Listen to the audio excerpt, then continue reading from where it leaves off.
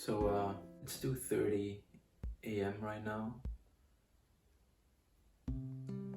This should be a good time to make a video, right? First of all, Happy New Year, everybody. I hope 2021 will be a great year for everyone, and especially for the UFC, because I'm going to talk about my dream fights of 2021 in the UFC. I've written them down on this little piece of paper. Yeah. So like I said, I'm gonna talk about my dream fights of 2021. I'm gonna be briefly breaking them down. This is a disclaimer. I'm not an MMA expert. I'm not gonna act like I'm an MMA expert. I'm just gonna say things like I see them. Am I gonna get things wrong? Yes, you bet your ass I'm gonna get things wrong. But hey, I'm just doing this for fun. Let's get straight into it. So the first fight I have written down here is Max Holloway versus Tony Ferguson. Now listen, Max Holloway is booked against Calvin Kattar for... I'm sorry. I think that fight is gonna be in like 2 weeks. It was January 16th, right? So in my mind, I think Max Holloway loses that fight versus Calvin Kattar. And that's 3 L's in a row at featherweight. I think after that, Max should try going up a weight class. We saw that Max struggled with the difference in a weight against Dustin Poirier. But I think Max Holloway at lightweight would be very interesting if he gives his body more time to adapt to the weight. Because, yeah, he struggled, but Dustin Poirier is a big 155er. He's saying that cutting the weight to 155 is getting pretty hard, and Dustin hits like a truck. And Tony Ferguson coming off 2 L's now, he'd be a good measuring stick to see where Max is at 155. Both guys are so durable, it's insane. Max Holloway has never been dropped. Tony Ferguson extremely durable, like we saw against Justin Gaethje, like we saw against Anthony Pettis. He got dropped, came back, won that fight. They're both fan favorites, and I think that would make a banger of a fight. Who do I see winning? It's tough to say, man. Like I said, Max struggled with the weight difference against Dustin Poirier. I think if he gives his body more time to adapt to the weight, that won't be as much as a problem. Both guys extremely durable. I think Max has the technical advantage on the feet. Tony Ferguson has that slick submission game. I think, judging on how Tony Ferguson has fought his last fight versus Charles Oliveira, he was not pressuring. We didn't see that vintage Tony Ferguson that I thought that we would see. So I think Max Holloway wins the decision. So yeah, that's that. Moving on, we have Jiří Prochazka versus either Dominick Reyes or Thiago Santos. To be fair, I just want to see more of Jiří. I think Jiří is already one of the most watchable guys on the roster. If he finished Uzdemir, I think he got like that weird striking like we saw from Johnny Walker. Obviously not the same, but it's kind of comparable. Dominick Reyes and Thiago Santos are both elite 205ers, but they both got finished pretty badly in their last fight. And obviously Jiří coming off of a fight that he finished, getting KO'd the way that Dominick Reyes did, and getting completely outclassed on the ground like Thiago Santos did, that's gotta mess you with your head a bit. So both fights are definitely an interesting matchup. Even Dominick Reyes versus Thiago Santos would be like a banger fight. So my point is, I just want to see more of Jiří. I want to see how he matches up against the elite of 205 in the UFC. So yeah, moving on, we have Justin Gaethje versus the winner of Dan Hooker and Michael Chandler. I think that would be Gaethje versus Hooker. I don't see Michael Chandler beating Dan Hooker. Dan Hooker is a big 155er. Dan Hooker is a beast. Yeah, he lost against Dustin Poirier, but he almost finished Dustin in the second round at the end, where he hit Dustin with that knee, and then Dustin admitted that he was basically out on his feet. If the round didn't end there, Dustin would be badly finished. Hooker is a tall, lanky guy. He throws those straight shots. He has those knees coming up, I think all those things give Michael Chandler real problems, because Michael Chandler, we see he's more of a brawler type of fighter. He throws looping punches. He wants to catch you with a big shot and tire you out with the wrestling. But Dan Hooker has a slick ground game. We've seen both Michael Chandler and Dan Hooker slow down as the fight goes on, but I think Dan Hooker, we've seen it in his last two fights, he kind of slowed down towards the end of the fight because he let himself get into a slugfest. And I think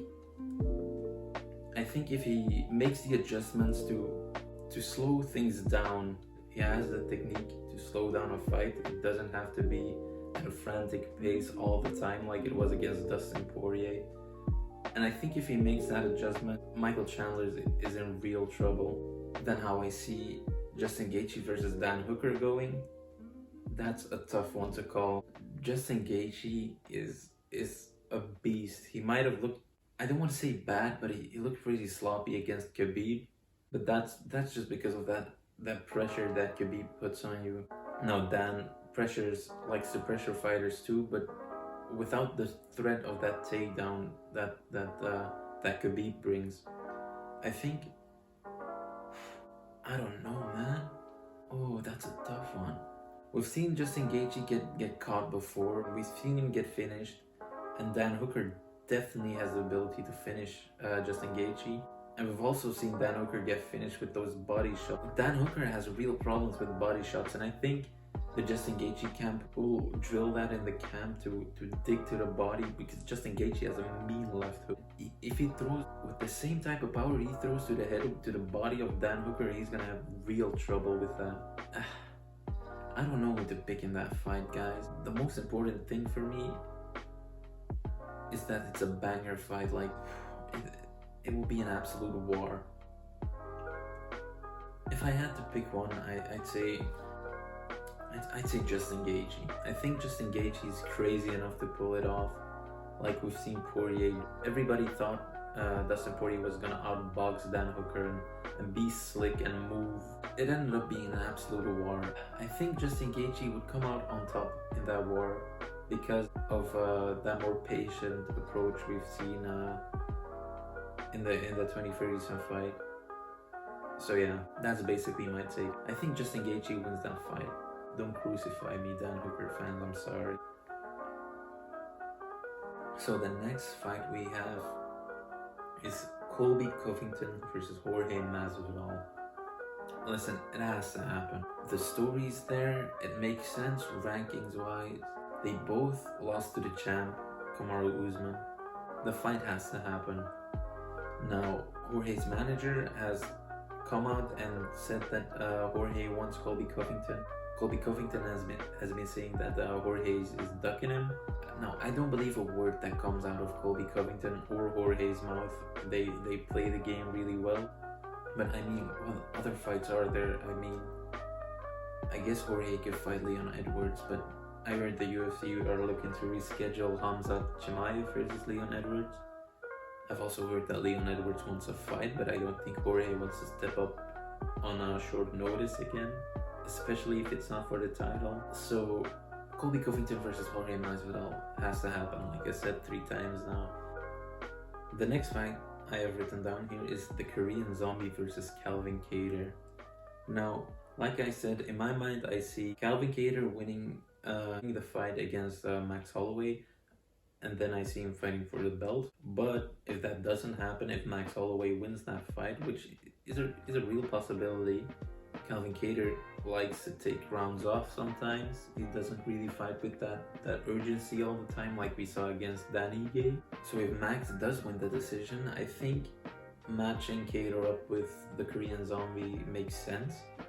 I think that would be a banger of a fight. Korean Zombie is extremely durable. He has power in his hands. So we've seen him in countless wars like the one against Yair Rodriguez.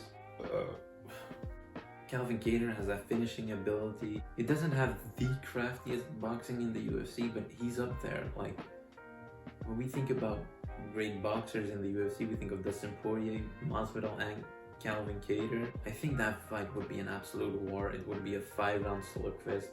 And I think Calvin will win the decision. And now for the last fight. This is a big one.